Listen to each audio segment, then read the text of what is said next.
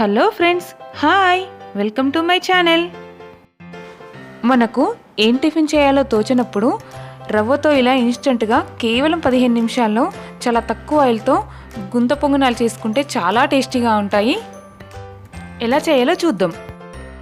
ముందుగా ఒక గిన్నెలో 1.5 కప్పు బొంబాయి రవ్వను తీసుకొని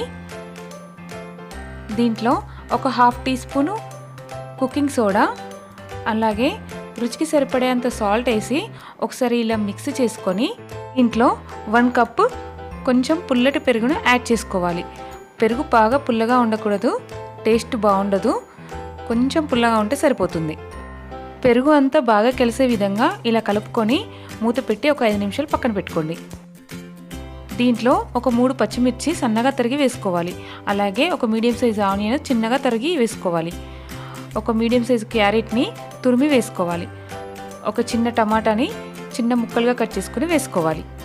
కొద్దిగా కరివేపాకు వేసి అలాగే కొంచెం రుచికి సరిపడేంత సాల్ట్ వేసుకొని బాగా మిక్స్ చేసుకోవాలి. పిండిని ఇలా ఇడ్లీ పిండి కన్సిస్టెన్సీ ఉండేలాగా కలుపుకోవాలి. వాటర్ అవసరమైతే కొద్దిగా యాడ్ చేసుకొని కలుపుకోండి. ఇప్పుడు గుంత పొంగనాల ప్యాన్ పెట్టుకొని వేడయ్యాక 2 టేబుల్ స్పూన్స్ ఆయిల్ వేసి పిండిని తీసుకొని ఇలా పిండిని అన్నిట్లో కొంచెం కొంచెం వేసుకోండి. కావాలంటే పైన ఇంకా కొంచెం ఆయిల్ కూడా వేసుకోవచ్చు. ఇప్పుడు మూత పెట్టి ఒక 3 నిమిషాల పాటు మీడియం ఫ్లేమ్లో ఉడికించుకోవాలి. ఇప్పుడు మూత తీసి వీటిని ఇంకొక వైపు ఇలా తిప్పుకోండి.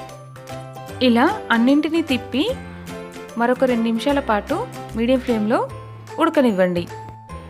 ఇలా కింది వైపు మంచిగా రోస్ట్ అయిపోయి కరకరలాడుతూ చాలా టేస్టీగా ఉంటాయి.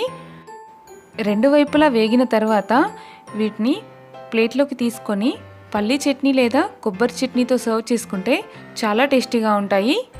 అంతే అండి, చాలా తక్కువ టైంలో చాలా తక్కువ ఆయిల్తో చాలా టేస్టీగా ఉండే రవ్వ గుంత పొంగనాలు రెడీ. మీరు కూడా ట్రై చేయండి. ట్రై చేశాక ఎలా ఉందో నాకు కామెంట్ చేయండి.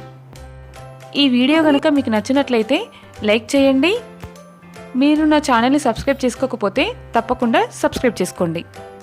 Thanks for watching. బాయ్.